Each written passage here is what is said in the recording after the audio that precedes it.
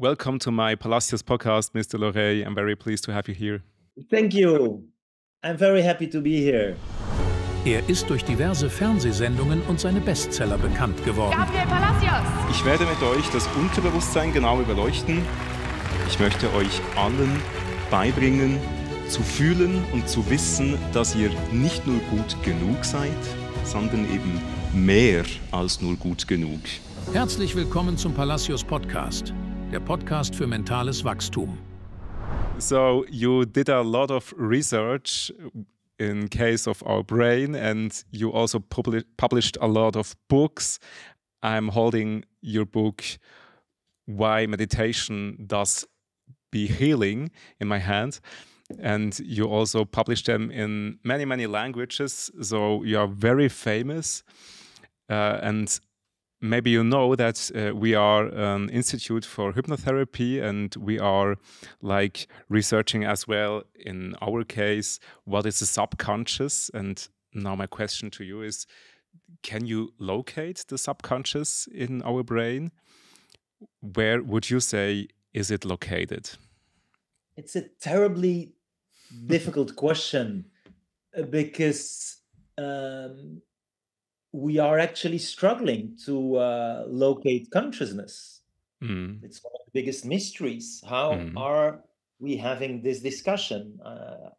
You hear me, you're thinking about your next question, you have emotions, and I think it would be arrogant to say we can explain this so fundamental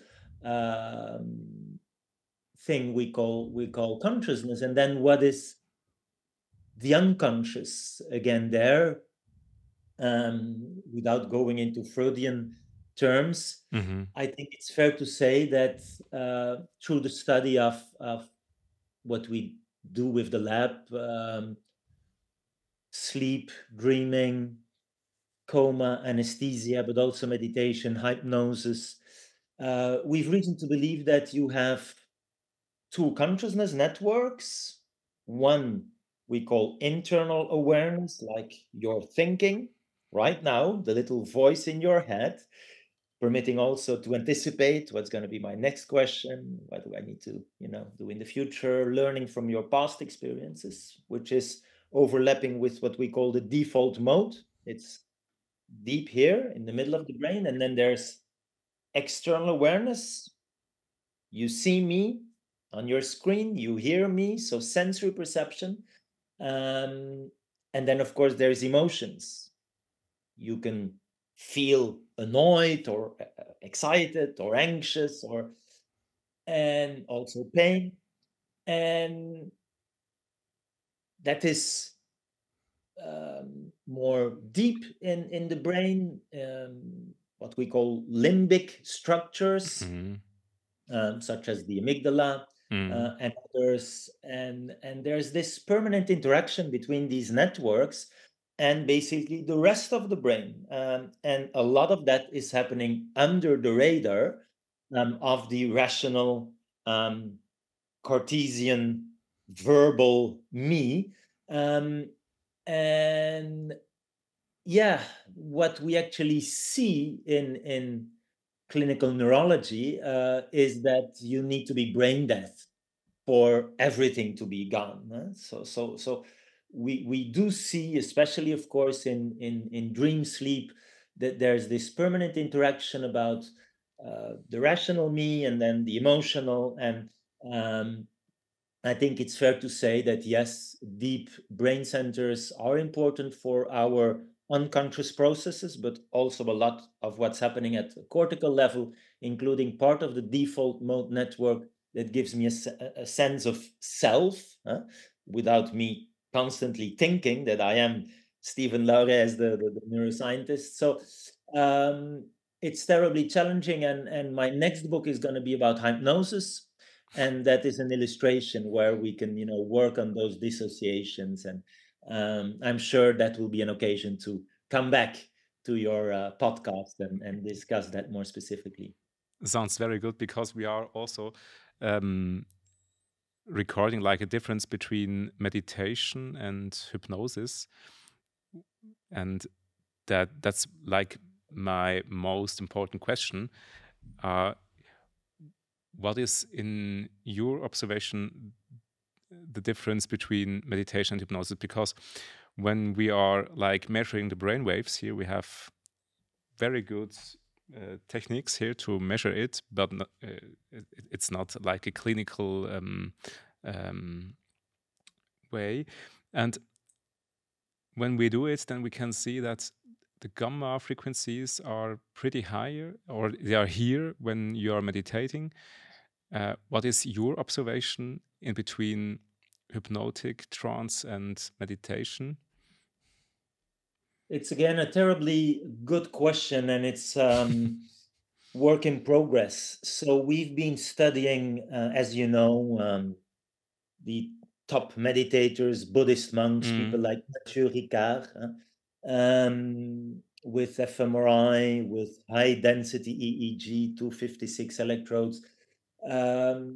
We also studied cognitive trance, such as in the shamanic tradition of Mongolia, and people like Corinne Sombrin from France. And we published on what we do see in the brain during that particular modified state of consciousness. And then we published on hypnosis that we use in the hospital. This is the work of Marie-Lise Femoville. She's an anesthesiologist, and we now have tens of thousands of patients, including myself, who underwent an intervention without general anesthesia, so who are awake but somehow disconnected. I think we need more research in that field. I think hypnosis is a state of dissociation where one is absorbed. Classically, we would have a short induction, and then we invite people. Again, this is very specific to our use during surgeries, for example, to have pleasant autobiographical memories. And then we see that there is a very different brain activity with an increase in the internal awareness network and like a disconnection from the external awareness network. And so this is how I think hypnosis can help us to deal with, for example, pain, because we are focusing the attention elsewhere. And so we would still feel the sensory aspect, it wouldn't bother us. And I think that's very useful, both in situations of acute needs like surgery, but also helping people with chronic pain. And then there's meditation where, well, we know what is mindfulness. It's being in the moment, but there's many types of meditation. I can repeat the mantra. I can do loving kindness meditation. I can, it's again about focusing my attention. But when we talk about the analgesic effect, so how can meditation maybe also help me with pain, is that I would really go into the pain. One can focus, and I experience that myself when I'm on a retreat, and I would sit like for up to 10 hours cross-legged, so my knees start to hurt, my back, and I really feel the urge to just stand up and leave the place because it's not comfortable. But you can just observe that, create some distance, and then it's another way to deal with that sensation, that you become more curious. Well, where is that pain exactly in my knee, and how does it maybe fluctuate? And so I think both are possible. And it's also what we see with people giving. My wife, for example, when she gave birth, she was going from one to the other, from hypnosis and elsewhere to meditation. I go into the pain, and now we're trying to better identify the neural correlates. So it's a very, very interesting question. And again, I must admit we are still working on a more precise answer, but that would be it in a nutshell. But I'm very happy that you're telling like the same as we are teaching here, because we have observed that when people are meditating, then they are like, as you as you said, going into the thoughts they heard, or they are like in a mindful state where they do not judge, where they are like accepting how it is and not having the they don't want to change it. They just want to accept it. And in hypnotherapy, we want to reframe it. We want to give them another value. We want to like make connotations to new feelings. So when we are, for example, if we are afraid of flying, then we are going in our imagination in the plane, and we are like activating resources before we do that, and then we are connecting the resources with ourselves that is going into the plane, and then we can feel the same feelings as years before, where the resources comes from. And I'm very happy that you are telling that it is a difference, but there is a lot of research necessary. Yes, absolutely. So, and I think, well, we're talking about definitions, and so also in meditative practices, one can use these more hypnotic practices the way you would in guided meditation speak, and you also have there the visual imagery and so on and so forth. So there is also an overlap, and maybe also a personal preference for. I see this as a physician in my consultation and video consultation. I would prescribe meditation. I would mention hypnosis and orient towards specialized healthcare providers, psychologists who use this.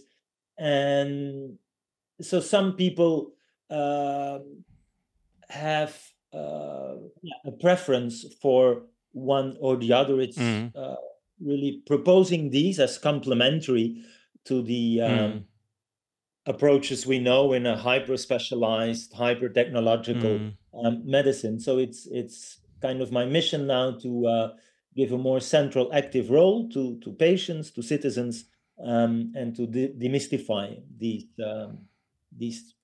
techniques and approaches. Very nice. That's why I'm giving those sessions the name hypnomeditations. That's what I'm calling it, because I say it is very different where the patients are. There are a lot of people, they are like in a very changing state. I can show you like an EEG we made. It's only with 3 sensors, but it costs about $20,000. It is very expensive. It's Narcotrend. You know this? Narcotrend? I can show it later if you want. Yes, please do. And as you can see here, this patient was first in a state where alpha, theta, delta brainwaves were activated, so in between 5 and maybe 12 hertz. And then we got in a meditation, and then the patient achieved like more than 38 hertz. And the meditational states were only short and not extended. And then it was changing, and again, and that's why I'm saying, hey, let's do a hypnomeditation, because I don't know where you will be. I can try to control it with my inductions, with the cognitive way we are going.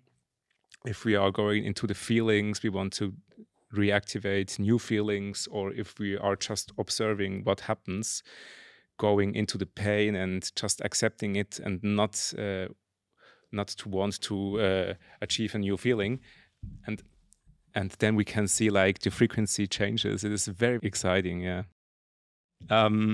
Yeah, I have some other questions if you have time. Yes, please. Okay. Let me know. because I'm really happy to have you here. Sigmund Freud said that the conscious is a lot smaller than the subconscious. What's your observation? can you say the same? Is the subconscious really bigger than the conscious? Well, I think luckily a lot is happening kind of in autopilot mode, right? And an example we can probably relate to, if I learn to use a bike, and I'm a father of 5 kids, so I've been through this 5 times. You see the kid and ourselves when we first were on a bike. It's a lot of attention to keep it going, or if you learn to drive your car, there's a lot of conscious processes. Learning to use the pedals, the clutch, gas, and then of course once you've learned it, it's going on without you noticing it. And even when you drive home with your car or your bike on the road you take every day, suddenly you say, "Oh, I'm here, or I'm home," and didn't really notice everything that was going on during that ride, while you were maybe thinking of many other things. So all of these are examples of unconscious processing that can be quite complex. And of course, you would switch back if there's suddenly an animal that crosses the road. You would suddenly, notice, and there would be a red flag, and your conscious control and processing very quickly takes over. But luckily, a lot that's happening is at the unconscious level, and it is, I think, also through practices like meditation that one can train to be more aware, sensitive. It's like mental gymnastics, to reconnect kind of with what's going on between our ears, those thought processes, those sensory perceptions, those emotions. And I think that can be very powerful, and maybe we should give this more space. Maybe we should learn this in schools, because I think we kind of neglect our mental well-being, and we focus too much on knowledge, and that's also part of the reason we can struggle later on in life with being overwhelmed and having anxiety, sleepless nights, and even depression, burnout. So now, as a physician, I consider it my role not just to prescribe drugs, but also to empower people to use these techniques. And I think you're absolutely right that both hypnosis and meditations are ways to train those different processes. So this is not something hocus pocus magical. I think we now have enough scientific evidence from neuroimaging that show that yes, one can through a better understanding translate this to our daily life needs, and also use it in clinical practice as we do. Wow.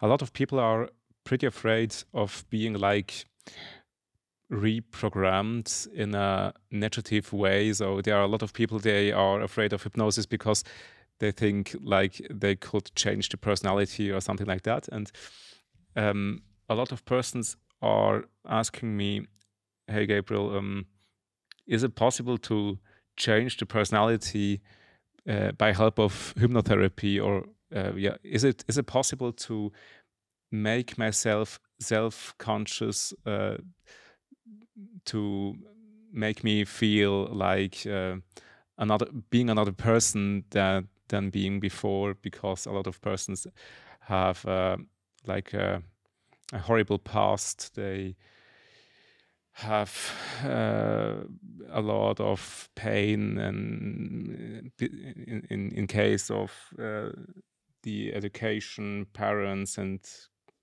things like that.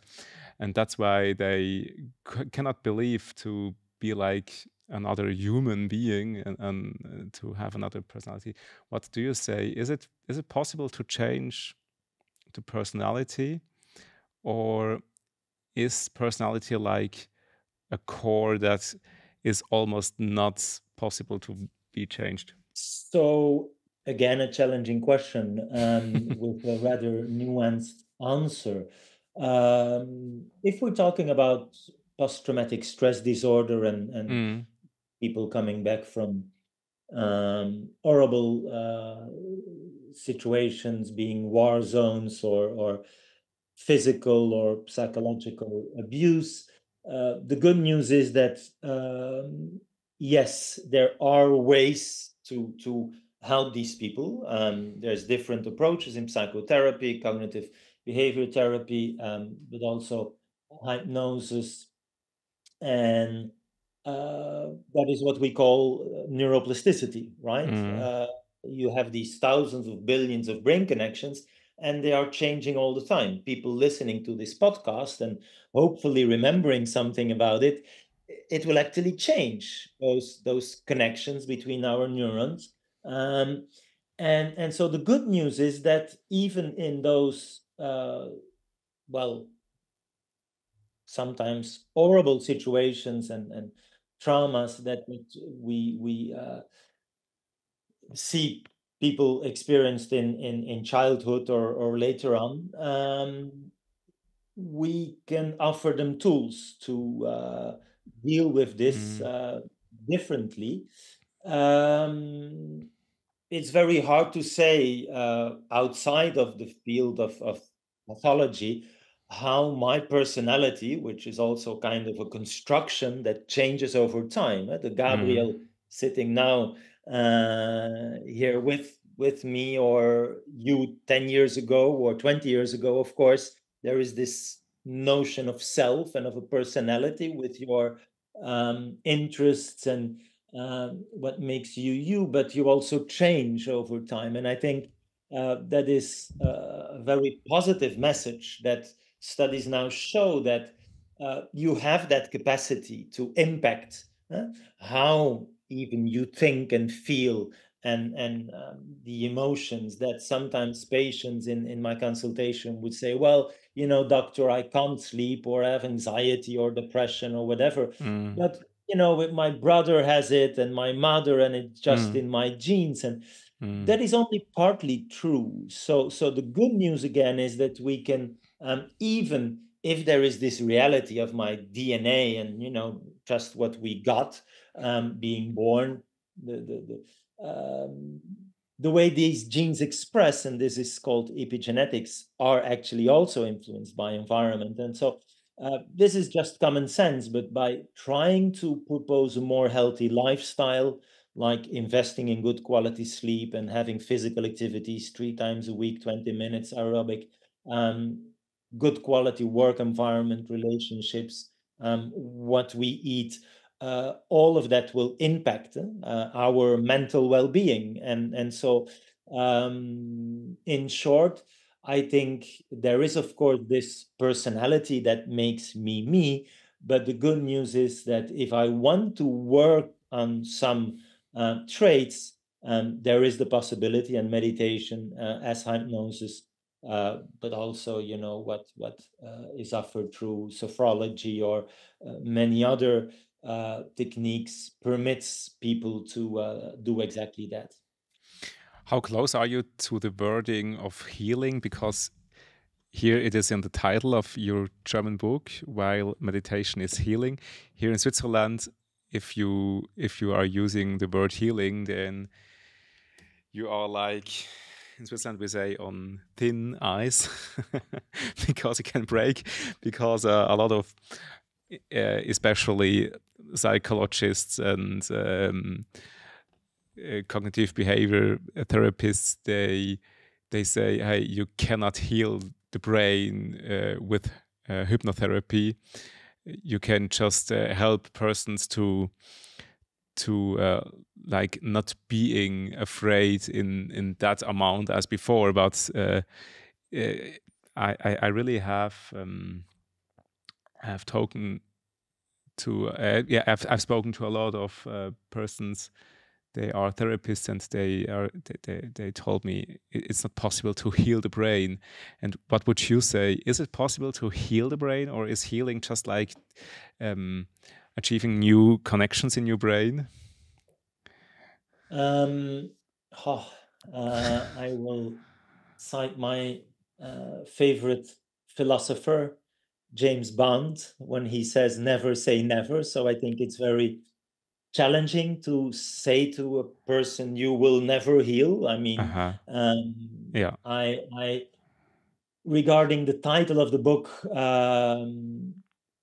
Why Meditation Heals, is the title that was proposed by the publisher. I know it. Yeah, it's different. I know it. In English, it's there, the No Nonsense Meditation book. It's a beautiful title, so I like it. Because, as you say, healing can have many connotations, and then I think maybe part of it is this clash between conventional medicine and so-called alternative medicine. I don't like that term. I think there's one way to try and help people, and my role now is to emphasize the complementarity, the more integrative approach, in, again, a highly specialized hyper-technological medicine where we don't have often enough time to listen to people. And there are, of course, charlatans, and there are people who, would sell snake oil to cure cancer or brain hemorrhage. And I do see that also in my consultation. So I think it's about finding the balance, using top-notch medicine, and luckily in Switzerland you have good hospitals, and I think that's terribly important. But maybe the challenge is to give a more active central role to patients, to empower them, and then these practices to me are very complementary. If I'm sick, well, I definitely go to a medical doctor, see the best specialist around, having the best technology to heal me. But at the same time, I think, what can I do myself? So there's really those two. And I'm, of course, Gabriele, a hard-nosed scientist. So I always want to confront what I think to understand with what I think I can measure, and to, challenge the theories of today that's so beautiful in science, that, there's no absolute truth. We're permanently challenging our understanding, and then translating that to, in my case, better healthcare. So that's maybe the challenge, to be clear about what do we mean by healing, and not to see it too black white, polarized. This is alternative, whatever crystal or sound is going to heal you, don't go see a doctor. And then some doctors who would say, well, there's nothing you can do, just swallow this pill or have this surgical intervention, and that will heal you. I think there's room for both, and we're just using hard neurotechnology and neuroimaging to document the lifestyle interventions, and what you were mentioning, meditation, and other techniques. Wow, very impressed. When I'm asked, Gabriel, what's the goal of hypnotherapy, or what's possible with hypnotherapy, then I say the goal of hypnotherapy is to change feelings and perceptions in special contexts. So if people are in the context of highness and they feel afraid of highness, then the goal is to have new feelings in that context. And we don't have other goals in hypnotherapy. We say as well, if you have any pain or any disorders, go to the doctor, and we are like an add-on to your we say here ground therapy. So, so like the first therapy you're chosen is the medicine, and then you can come to us if you need some special help. Yeah. So now we already are talking like half an hour, and that's why I have a last question to you. What is or what would be your wish for the world, for the human beings? What could they do better regarding their brains? Is there something we are doing totally wrong every day? Is there something we could change? What do you wish the human beings what they could change for having like a better life every day? Yes, well, in my books, I try to be positive. I think we can inspire people in, of course, current times where it's a challenge not to be overstimulated. We have these smartphones, tablets, internet, social media. We try to be good in our job or in our studies and our relationships, and also have some personal free time. How do we manage all of that? So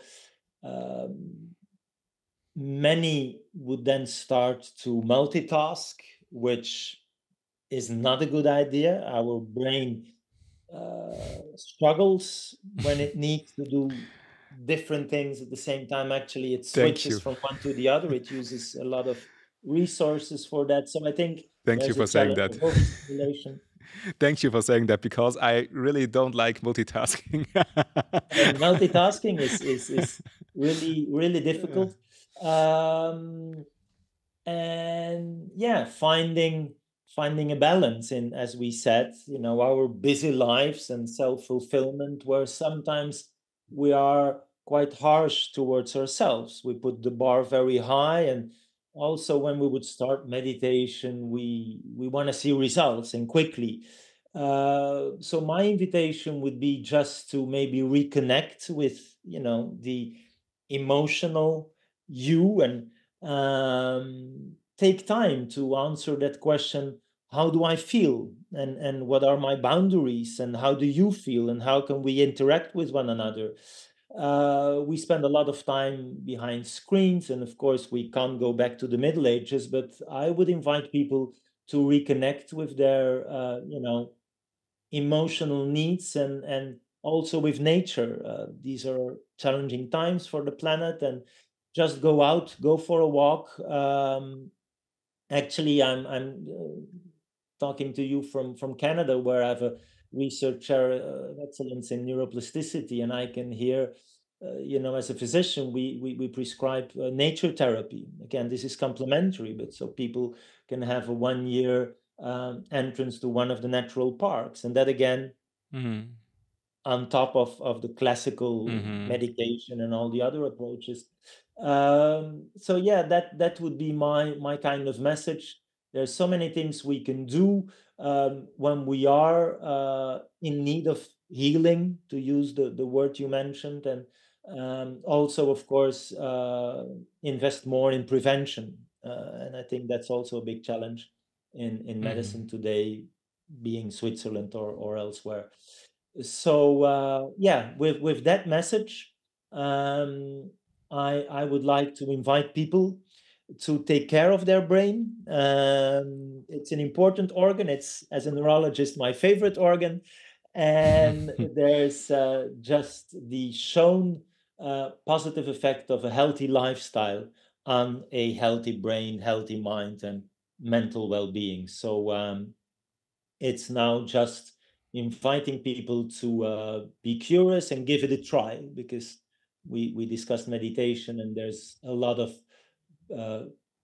prejudice. We think this is something Buddhist, or this is not for me. I can't sit still. I can't think of nothing, and so on and so forth. Just give it a try. I, for example, prescribe mindfulness-based stress reduction, 8-week programs.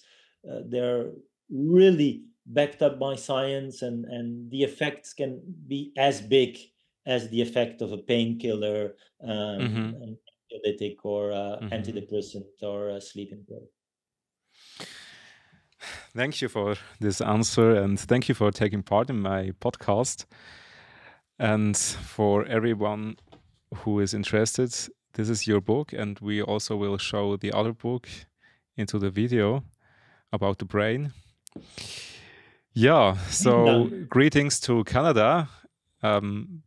People told me Canada is pretty similar to Switzerland in the landscape, regarding the landscape. And have you ever been to Switzerland? Of course, I love Switzerland. We have good collaborations with Lausanne, Geneva, Zurich. It's beautiful, good quality of life. Here, the difference is still the vastness, of course, the distance. In Europe, we're really connected, very close, and we take one train or a long drive or a plane, and you are in a very different part of Europe. Here, the distances are huge. But indeed, there is this presence of nature. I'm looking at you, but also seeing the St. Lawrence River. And directly after this podcast, I'm going for a walk, enjoying the beauty of nature. And I definitely invite everybody listening to this podcast, which is a good thing to do, to also go out and enjoy nature and reconnect with you and others. That I think can be an inspiring message. Thank you so much, Gabriel. Thank you, Mr. Laureys. And I'm hoping to see you in another podcast again. With pleasure. Bye-bye. Bye-bye.